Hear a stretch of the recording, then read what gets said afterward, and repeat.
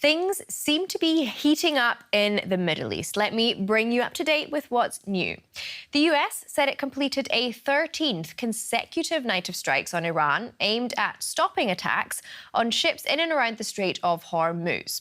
These are images from the US military. President Trump met with top advisors on Friday to decide whether to intensify the military assault against Iran. That's after he promised a major military punishment in response to attacks from Iran's Houthi allies in Yemen that struck two Saudi tankers on Thursday in the Red Sea's Bab el-Mandeb Strait. Now, that's all pretty complicated, so let's just get into what he had to say earlier on whether he would be ordering the massive attack he promised on Thursday. Let's listen to Trump. Look, we're talking to them right now. I think they're getting more and more serious as the days go by, for maybe the obvious reason. But we are talking to them right now. Look, there are two ways. I consider that the smarter way, but the other is probably the easier way, doing what we're doing. And we can take that to a much higher level if we want to. You know, we're prepared to do that, as you know. We're locked and loaded. So I don't know if that made anything much clearer, but let's look at the Iran angle. Iran has responded with new drone strikes on several US bases in Bahrain, Kuwait, Iraq and Jordan. The Iranian foreign minister made it clear that Tehran will not be backing down anytime soon. The Islamic Republic of Iran has shown that we are not afraid of threats. We will not bow to pressure, nor will we tolerate unacceptable language. We have a principled policy, and we will continue to pursue it. Protecting the interests of the Iranian people, safeguarding their rights, and defending Iran's rights in the Strait of Hormuz and the Persian Gulf region are among our fundamental principles and objectives. We will continue to pursue them. We fear no one, and we will not retreat in the face of any threat. Okay, so lots of talk, lots of players, lots of countries involved. Where is this conflict actually heading? Well, to help us figure that out, I am joined now by Brian Clark, a defence analyst with the Hudson Institute. That's a Washington-based think tank. Thank you so much for joining us here on DW, Brian. Oh, great to be here. Thanks, Hannah.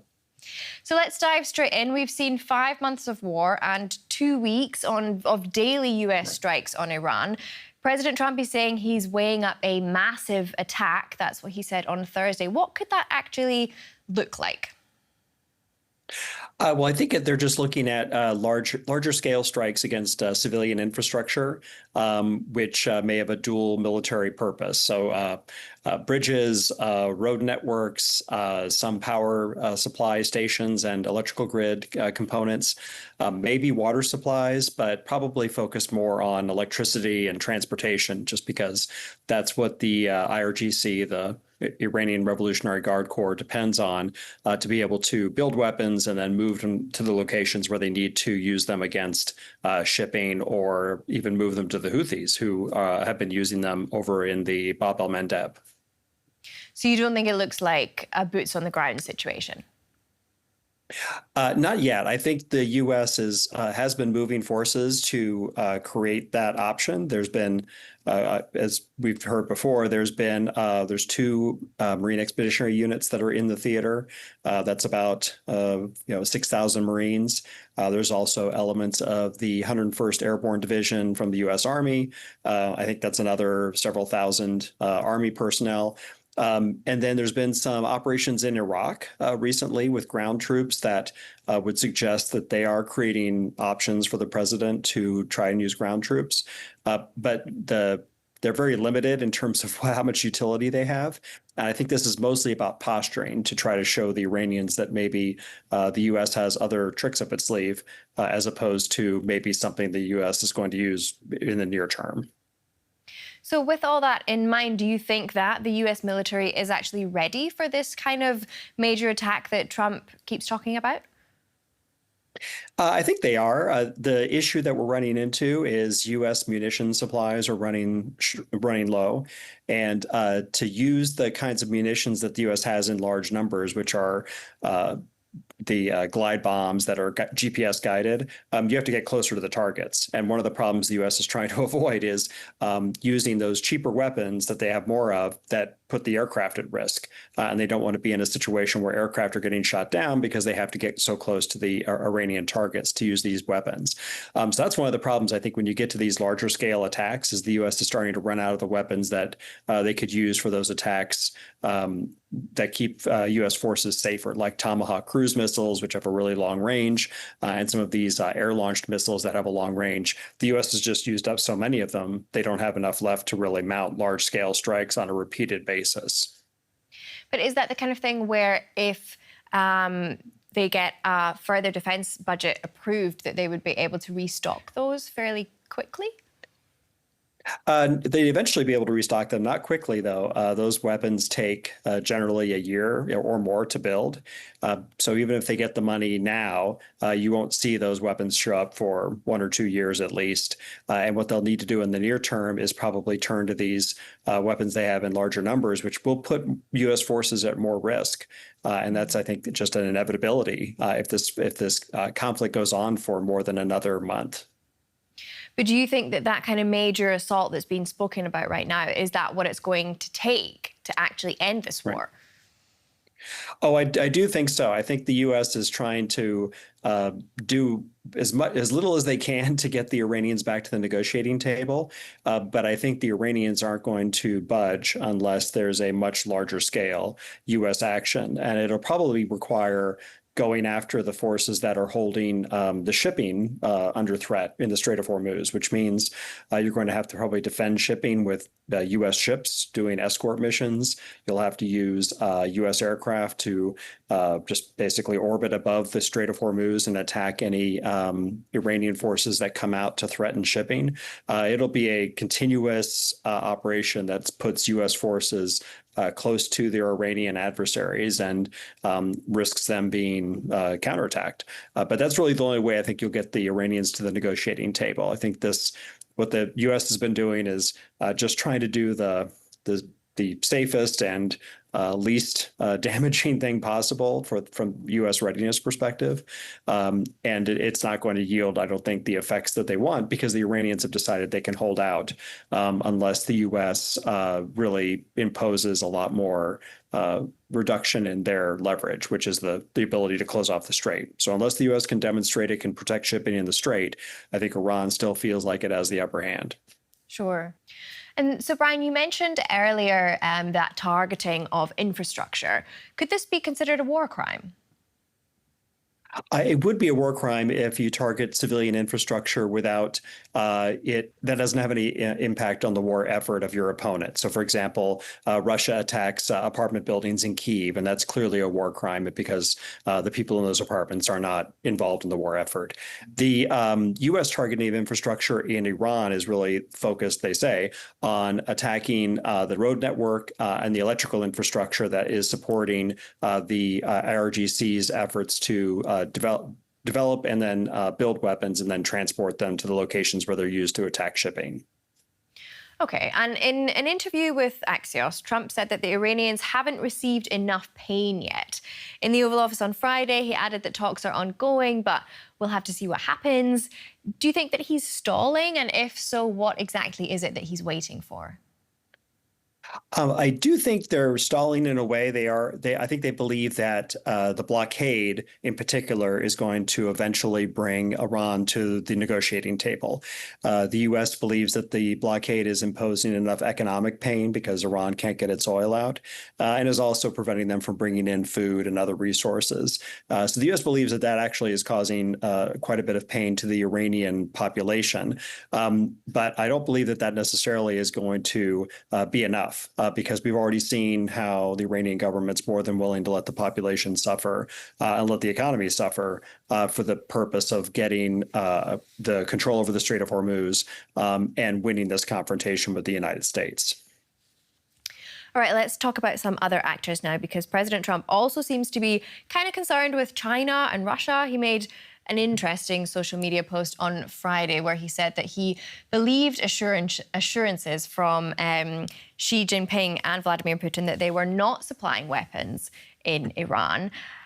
And then he went on, therefore, two major countries that people speak of often in terms of Iran are, in my opinion, not participating. But he did warn that if they did, it would be very bad for them, certainly not in their best interests. So that post is kind of a bit of a strange mix of, oh, we don't trust you, or we do trust you, but don't you dare.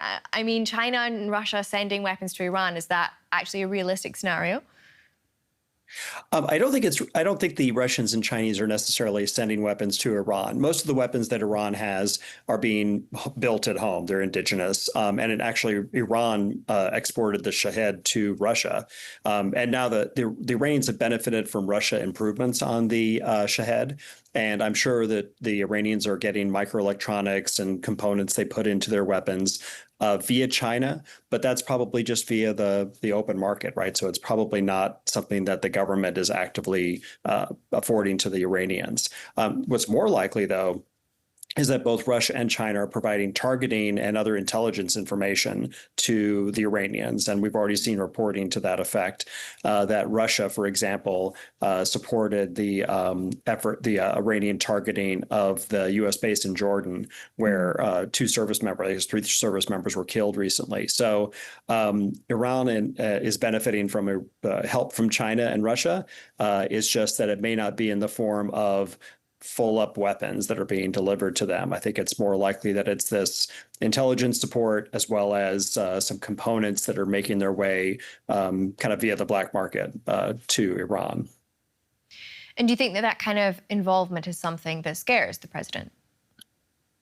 I think it certainly has made an impact, right? I don't think the Iranians would be able to hit the targets they've hit around the Gulf region. This is mostly going after U.S. bases and U.S. personnel in the region. They wouldn't be able to do that without the help of Russian and Chinese overhead intelligence, so satellite intelligence and maybe some cyber intelligence, because Iran just doesn't have that kind of intelligence gathering capability. So I think the U.S. is worried that if Russia and China continue to do this, it gives Iran the ability to precisely target U.S. forces all across the Middle East, as we could see, all the way to Jordan, if not further away. For example, in Diego Garcia or even in Turkey. Sure. And now, a few hours ago, Trump made a comment about Israel in an Oval Office briefing. Let's listen into that, and then I want to get your take on it, Brian. If I wasn't here, if I wasn't president, there would be no Israel, and there probably would be no Middle East. And you saw that when they shockingly started shooting at everybody all over the Middle East. If they had a nuclear weapon, they would have used that. There might not be a Middle East as we know it today, but there definitely, in my opinion, there would not have been an Israel. Okay, so Trump saying there that there would be no Israel without him, which to me sounds a little bit like a justification for this ongoing war and maybe a justification to keep it going further. Do you see it the same way? Not necessarily. So I think what the president's trying to do is he keeps hearkening back to Iran's efforts to get a nuclear weapon or do nuclear enrichment as a rationale for the war. I think what the U.S. is trying to do is provide a justification for continuing to fight and using the nuclear weapons potential of Iran as the reason to do so. But in reality, they just want to continue to fight because they want to avoid the perception they've lost this war. I think that's the problem the U.S. has now, is that if it walks away from this conflict, it'll have obviously lost because Iran has controlled the Strait of Hormuz and Iran's proxies and missiles and nuclear weapons or nuclear engineering program are still all intact. So I think the U.S. needs a justification for continuing to fight. And this, I guess, they've latched on to the nuclear weapons program as the one that seems most extreme and therefore is the best justification. But it's probably the least credible one when it comes to what Iran has really done, because they've disavowed pursuit of a nuclear weapon. They had some enriched material that they can't even access now. So arguably, Iran is pretty far away from a nuclear weapon. And what the U.S. now is trying to do is fight for the purpose of saving face because the war didn't go the way that they had expected. Well, US media outlet Axios again has reported now that the US and the UK are going to host a conference together on a potential international coalition to protect maritime shipping through the Strait of Hormuz. So another player that's kind of coming back into everything now. How does this fit in with the current escalation of everything? Well, I think this is sort of the two hands approach. Is one hand is attacking Iran to try to impose pain and use the blockade to impose pain on Iran, and on the other hand, the U.S. is looking for ways to try to protect shipping so that they can undermine the leverage that Iran has. Because right now, Iran's leverage is its ability to close off the strait, and if the U.S. and its international partners could restore access for shipping and protect the shipping and demonstrate that they could do so, then Iran loses that ability to threaten the strait in the same way. And in that case, maybe the U.S. effort would be successful if they could restore shipping and continue the blockade and impose that kind of cost on the Iranian government. It may view that as a situation where Iran is probably going to feels like they got the best deal they can, and then you might see the regime come back to the negotiating table. Okay, well, I think we will leave that there. Brian Clark, Senior Fellow and Director of the Centre for Defence Concepts and Technology at the Hudson Institute. Thank you so much for helping us to unpick all of that and, yeah, get a bit of a clearer idea of what's going on. Oh, my pleasure, Hannah. Thanks for having me on. Well, viewers, we want to get your take on all of this as well. Is Trump really planning a massive attack on Iran, or is it just talk? Let us know your thoughts in the comments. I'm Hannah Hummel in Berlin. See you next time.